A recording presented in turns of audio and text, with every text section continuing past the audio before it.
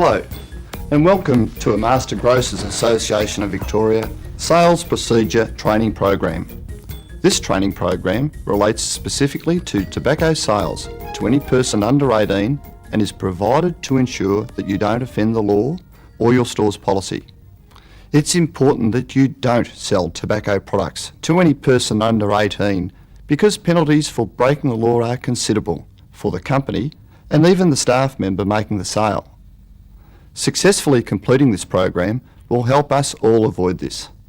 And let me assure you, you have the complete and unqualified support of your store's management and the association to help you avoid breaking the law prohibiting the sale of tobacco products to any person under 18. Quite simply, we're here to help. At the end of this training program, you will know that the law prohibits sales of tobacco products to any person under 18. Know your store's policy on the sale of tobacco products. Know what to do when asked to sell tobacco products to customers who may be under 18. I encourage you to give the program your full attention. It's interesting and provides you with clear and easy steps to follow.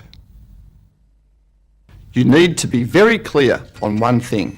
Selling tobacco products to customers under the age of 18 years is illegal. If you sell tobacco products to any person under 18, both you and your store have broken the law and heavy penalties can be applied. You can never be too careful and you'll never be sure without checking.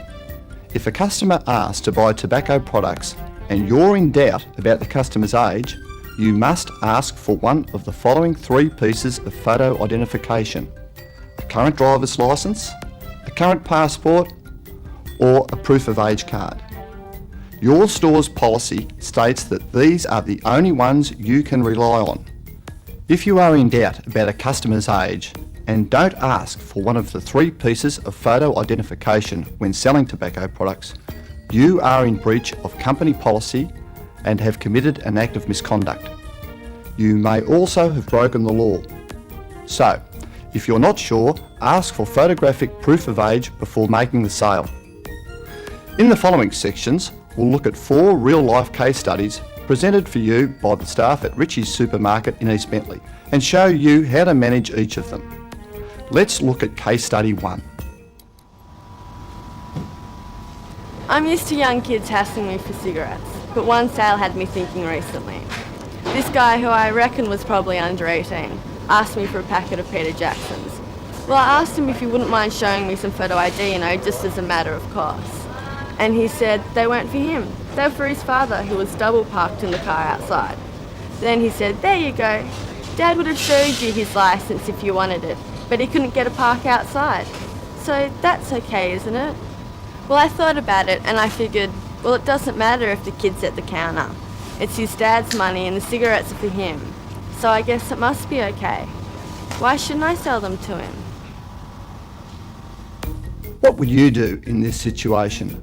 Turn off the video, discuss the circumstances and how you'd handle it yourselves, then return to the video and see what happened.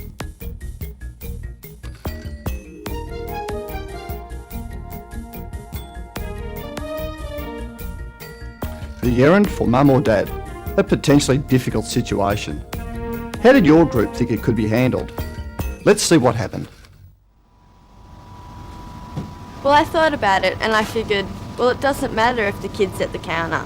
It's his dad's money and the cigarettes are for him. So I guess it must be okay. Why shouldn't I sell them to him? Well, I was reaching for the packet when I spotted the sticker next to the shelf. 18 plus, it's the law. I might be a bit slow sometimes, but I'm not stupid.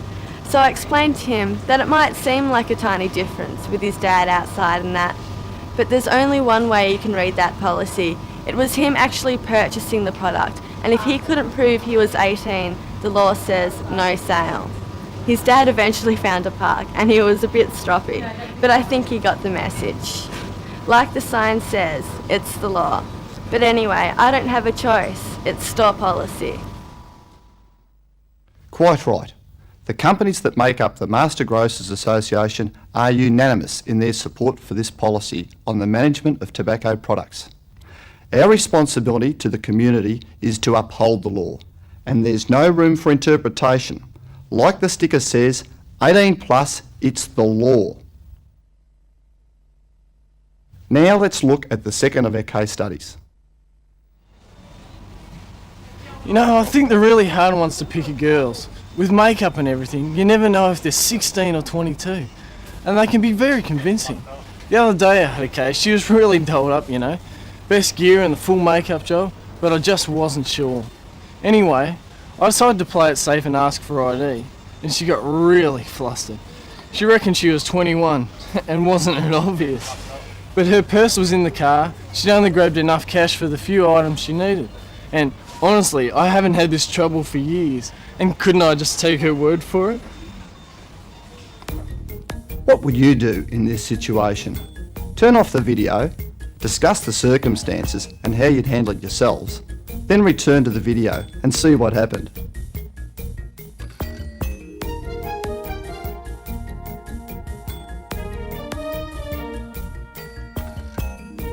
The customer who insists they're well over 18 but just don't happen to have the ID with them at the moment? One of the most common situations. How did you resolve it? Let's see what happened here. And honestly, I haven't had this trouble for years, and couldn't I just take her word for it? Well, I was tempted to believe her, but I just wasn't sure.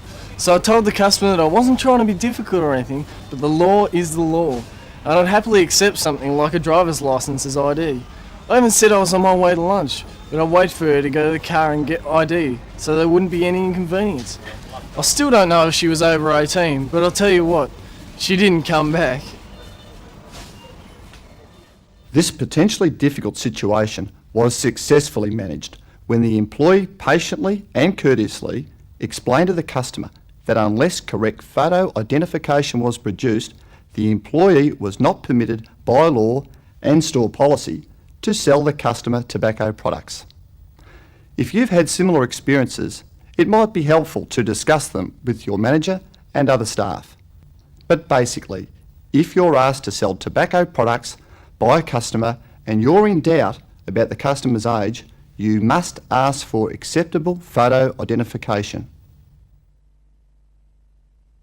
In this section, we'll look at the third real-life case study and how, like the previous two examples, you manage them without risk. I always thought this was a really friendly suburb, but the other week I got a bit of a scare. This guy, who I reckon was probably under 18, asked for a packet of Peter Jackson. Well, I asked him if he wouldn't mind showing some photo ID, you know, just as a matter of course. And he said that they weren't for him, they was for his older brother out parked in the car. And then he really insisted I sell him the product. Well, I told him I'd still have to ask him for ID, and he got really flustered, leaned over to me and said real aggressive like, "You have to get home from work, you know," and more or less demanded the product.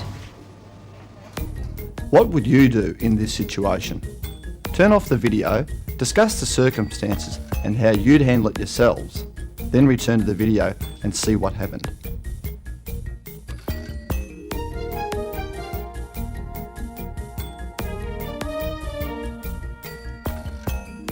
The threatening or aggressive customer, a potentially difficult situation.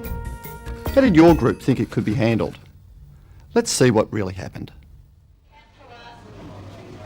Well, I told him I'd still have to ask him for ID, and he got really flustered, leaned over to me and said real aggressive like, "You have to get home from work, you know," and more or less demanded the product. Well, that floored me, but then I remembered some exercises our team worked through. So I said, as bright as I could, "Why certainly, sir, I'll just clear that with my manager," and paged him on the PA. I was prepared for a bit of aggro while I waited, but as soon as he saw I was just smiling and waiting, not going to open the cabinet, he just bolted. My manager said I'd done the right thing. You have to ask for ID no matter what, and to call for assistance if there's any drama. This potentially difficult situation was successfully managed when the employee called for the assistance of her manager. As you saw in this case, the manager wasn't needed, but he was on his way just in case. You may have encountered similar situations. Discuss them with your manager and staff members who may have developed other strategies for dealing with this type of customer. Regardless of how a customer speaks to you or what you think their intentions might be, the law still prohibits the sale of tobacco products to persons under 18. Keep calm, friendly but insistent, and if in doubt about your ability to handle the situation, ask for assistance. Now let's look at the last of our case studies.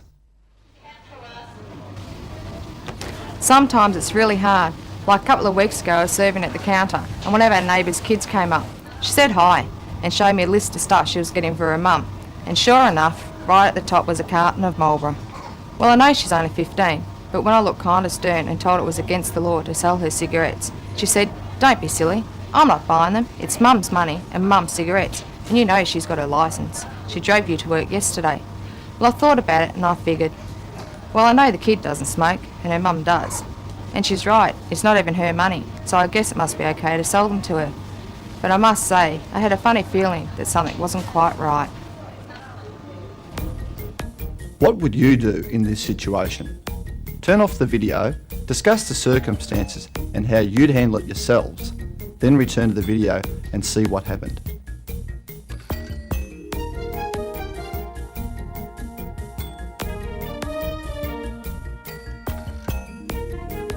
The friend of the family, or even your own relatives, it happens more than you think. Did your group think the right action was taken? Let's see what happened. And she's right, it's not even her money, so I guess it must be okay to sell them to her. But I must say, I had a funny feeling that something wasn't quite right. Well, I was right to feel funny. I mentioned the situation to my manager and was told in no uncertain terms that I couldn't be more wrong. Apparently, even though I knew the product was meant for someone who was entitled to it, the health department would point out that the law relates to who you sell the product to, regardless of who's going to use it. I can tell you, that won't happen again. We said at the very beginning, and I'll say it again, it doesn't matter what story you're told or what you know about the customer.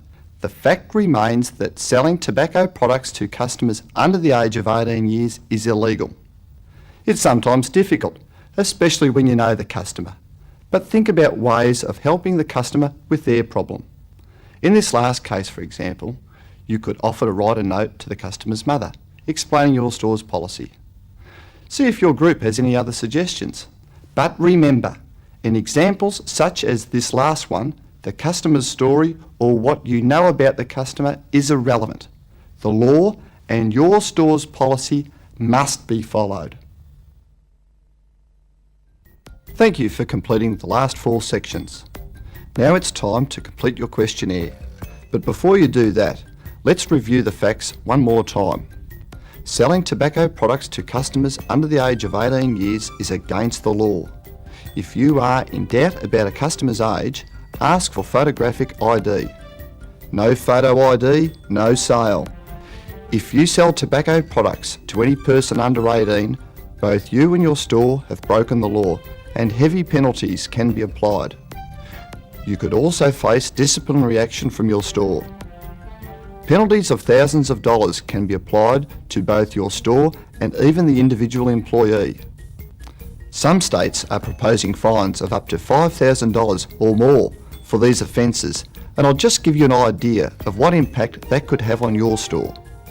Roughly 75% of our typical turnover is spent on the cost of goods. That is, purchasing all the goods and getting them to the store. A further 23% is spent on expenses like wages, rent, rates, electricity, insurance, advertising, etc. That leaves only around 2% for the business. So in order to cover the cost of a $5,000 fine, your store will have to put around $250,000 through the checkouts. Think of all the work that goes into making sales of $250,000 going to pay a fine just because someone sold tobacco products to a person who was under 18. However, as you have been able to learn from this video, your store and the association are committed to providing you with as much support as possible to ensure you understand the law and the correct steps to avoid breaking the law.